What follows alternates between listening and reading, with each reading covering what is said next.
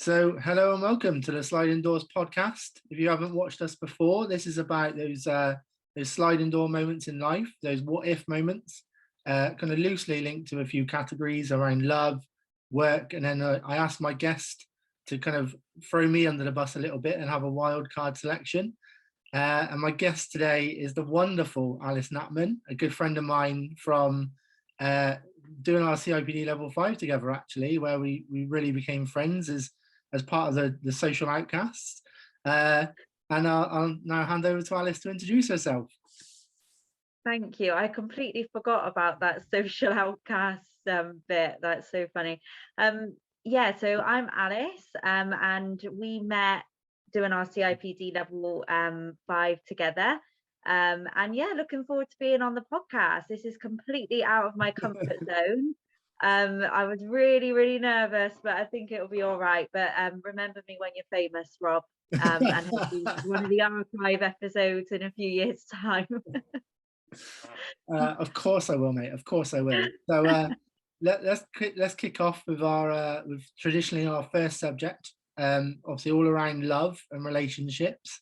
So let's hear your sliding door moment around that.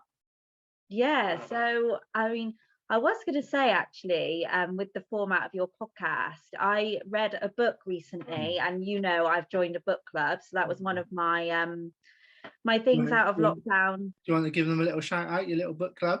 Yeah, so David Lloyd book clubs. So they started a few weeks ago at the gym that I go to.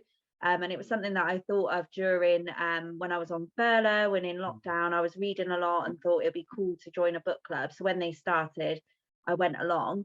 So the book that we read was called The Midnight Library by Matt Haig, which I do have here actually. Nice. Yeah. And the concept of that book is actually about, there's a character in the book that she has lots of regrets in her life. And wonders what life could have been if she'd taken different paths, and she gets placed into the Midnight Library where she gets the opportunity to live those lives, and they're sort of in parallel universes to what her current life is, and it's really similar to sort of the format of the podcast is actually thinking about what life could have been. So definitely shout out that book. I've heard good things. I think certainly you're not the first to kind of recommend it. I've heard a lot of good things about it. I might even follow Matt Haig on Instagram, I think, which is kind of see a lot of kind of his posts. And yeah, you're right, that is one to check out, I think. Yeah. And then in terms of me, I mean, and love, that's a strong category to start with. I mean, what life could have been when we were doing our CIPD level 5. Obviously I went through quite a change in my life then. I think my main learning is that actually in life there's certain norms that you probably feel that you should be doing, and you should be at this point in your life by X, and then actually to go against that was one of the bravest things that I did, and actually one of the best things that I did in my life. And my life could have been so different if I had kept to that path that I was on. I was in a serious relationship. It was heading really seriously, and I made the choice to leave and completely change direction in my life. And what could have been a totally different life, but changing my direction. And I think that's really, sorry to jump in there, but I think that's a really interesting point, like you say. It's up to you, obviously, if you share kind of what age you were at the time, but I think generally you were, kind of that age of kind of women heading in a certain direction at that point, aren't they? And you feel like, oh, I've got to have this done. Like you say, obviously we'll come on to career, but you were kind of heading in a direction with your career. You were kind of heading in a direction with relationship. It was, like you say, on the outside, a lot of what generally is perceived what people want, isn't it? And like you say, you kind of made that decision to, pause. I'm not going to do what kind of society is expecting me to do. Have a bit of a break from that, and then obviously you know, it's worked out how it's worked out, hasn't it? Which is Yeah. obviously good from your point of view, but like you say, isn't what everyone would go through. I would kind of expect. Yeah. So I was 20, yeah, 24, Mm. 25 at the time. And when I look back, I probably felt like I was a lot more mature than I actually was. Um, Don't we all? and yeah, yeah. And yeah, I mean, I was just heading in what I thought was the right Mm, direction. I thought I had to do uni, get a mm, job, have my career, then get engaged, get married, buy a house, mm, and I just, yeah, it just wasn't the right path that I was on. So decided to leave and do that.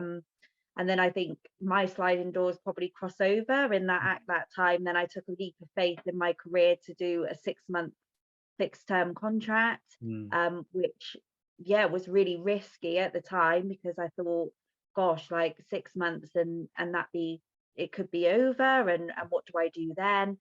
Um, but actually getting that 6-month opportunity in the location that I worked in, that opportunity mm, continued to where I am now, and actually through um, that time, I'm thinking of my age now. Yeah, so I was 23 at the mm, time when I left, and then was around 24, 25 when I then met my partner now. And mm. if I hadn't have got the opportunity where I covered that location and the social media advances of the dating app by location, I wouldn't have met my partner now. So And let's give him a shout out. Let's give him a little yeah, shout out. yeah. So my partner Gavin, who I absolutely adore, yeah, we're really, really happy, and so glad that yeah, he walked into my life. And like you say, it all becomes a leap of faith, doesn't it? In terms of that kind of crossroad moment of I'm heading in one particular direction. I'm doing what kind of society expects me to do. you know, we've been together a while. Let's get engaged. Let's go down that path.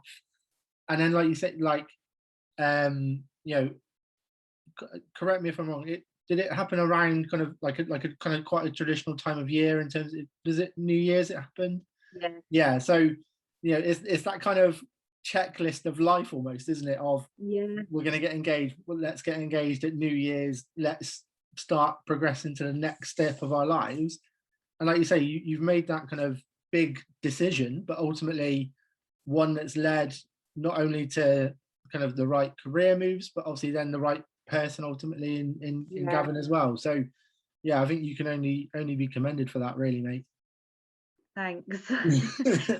I mean, it didn't come without its challenges, and ups and downs along the way, and the way that yeah, the reaction of the people as well to to my choice, but yeah, a big step in my life. Mm, definitely. And like you say, and now it's almost that reflection piece, isn't it? Of Jesus Christ, that was big. Obviously, at the time, you don't necessarily realize how big that is, but then, like you Yeah, say, it's when you stop and things have moved on, and you because you kind of, and correct me if I'm wrong, but you kind of get swept along in it, don't you? In terms of you've made one decision, that domino effects then obviously into the next decision and the yeah, next decision, and it's not until things calm down a little bit, you've kind of in, you're like I say, you're in the new relationship, that you kind of look at it and go, that's all happened because of X, yeah, like is because of that we are where we are, isn't it? So yeah, I think that's a really good example of a sliding door moment. yeah. Nap. So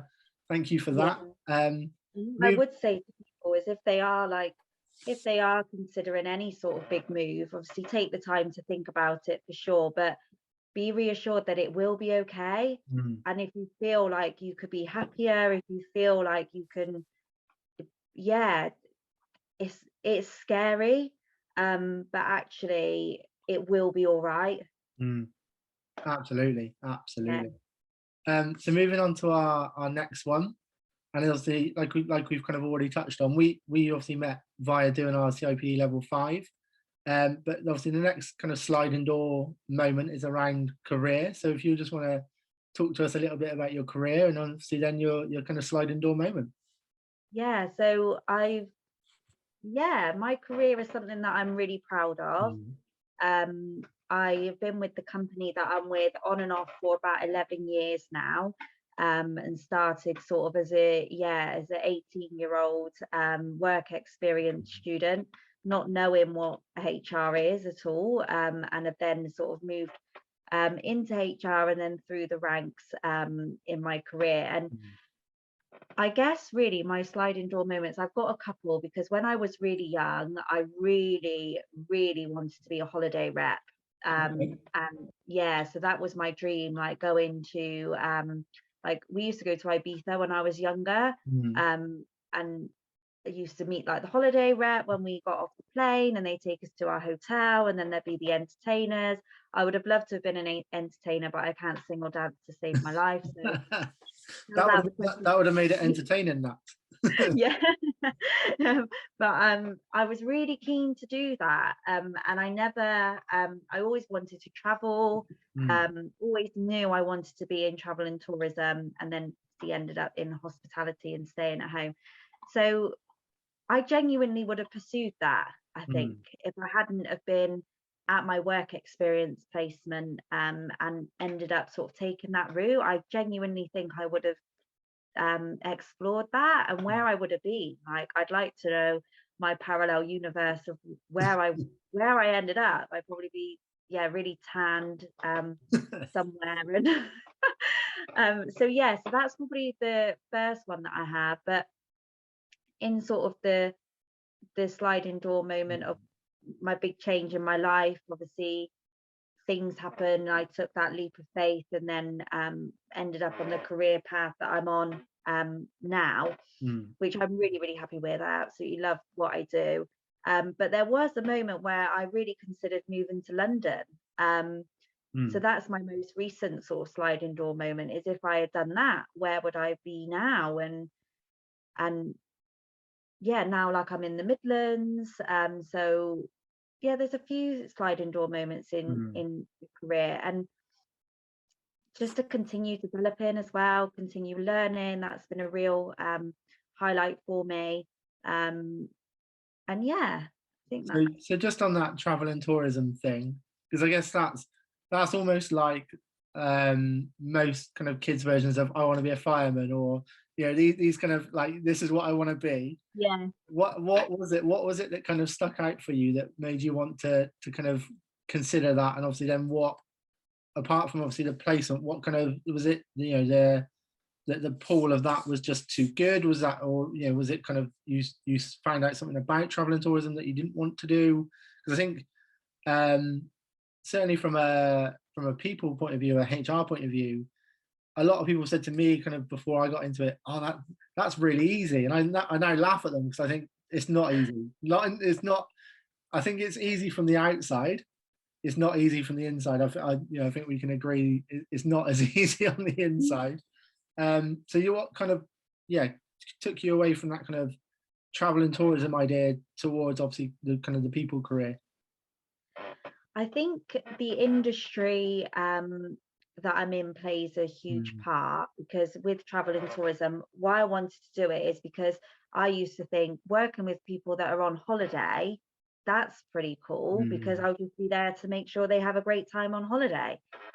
So that's probably the underlying part of it, is that I Mm. really like working in an environment where we're delivering great times, great experiences. So I think that's a big part of it.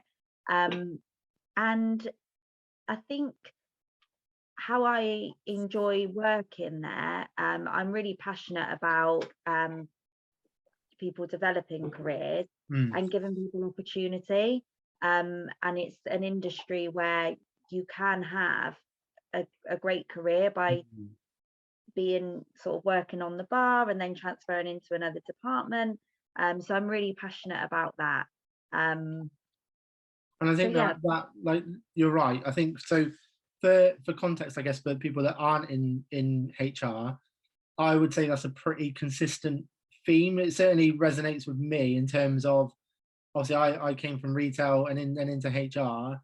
The bits that kind of stuck out to me from retail were obviously the developing side, kind of helping people get to their next role, you know, kind of helping people, and the good customer Yeah. service bit, which is I think the kind of the core even of HR. But our customer is our people. They're not necessarily a customer in terms of selling them something in the traditional sense of a customer, but they Mm. are customers in terms of we're delivering them an experience, aren't we? And I think that was the bit that kind of pulled through for me from retail. And like you say, it kind of is the bit that attracted you to travel and tourism, and then like you say, it's pulled through into your kind of current career, isn't it? And I think the other bit I just want to kind of circle back on, I guess, is the London bit, because I think that again, for those that aren't in HR, I would say it's not that there aren't opportunities elsewhere in the country, but London is a very hot spot, isn't it, for kind of HR opportunities, because that tends to be where people's head offices are. It tends to be kind of where central locations are, and obviously because it's such a big city, it can be attractive from a career perspective, can't it? And I think that's a really good kind of call out from you in terms of where could you have been, obviously, had you gone there, because Yeah. because the opportunity, isn't it? It's not necessarily that there was, you know, again, I'll be corrected by you, but if, you know, I'm not saying there were opportunities necessarily there, but the idea of opportunities in London is greater than elsewhere, isn't it? Yeah. Yeah, sometimes. And yeah, I mean, I had a really good friend who lived in London as well at the time, and really sort of saw myself there. Um, but yeah, things just sometimes they just don't Mm, happen, and then you just find yourself on another path. absolutely, absolutely. So I mean, that was a really good one. And now this is the bit that kind of always puts a little bit of fear into me, because obviously I don't know what's coming next. So it's the wild card category, and it's over to you, Naps. So I need to pick something of what would be Yeah, your so sliding door. something that's kind of happened in your life that is kind of a wild card, sorry, a sliding door moment for you, and then obviously I'll do my best to react, but again, I might not be necessarily as au fait with this subject. Um, Gosh, I don't know what to say. Um,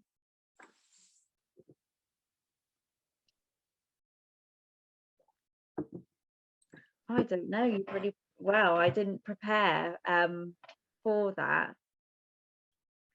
Um, what sort of examples have people given in the past? So we've had about kind of meeting certain friends. We've had Mm. examples of kind of going to certain events. We've had examples of kind of family dynamics, I would say, in terms of kind of probably the more emotional side. Yeah, we've had a variety so far. Um,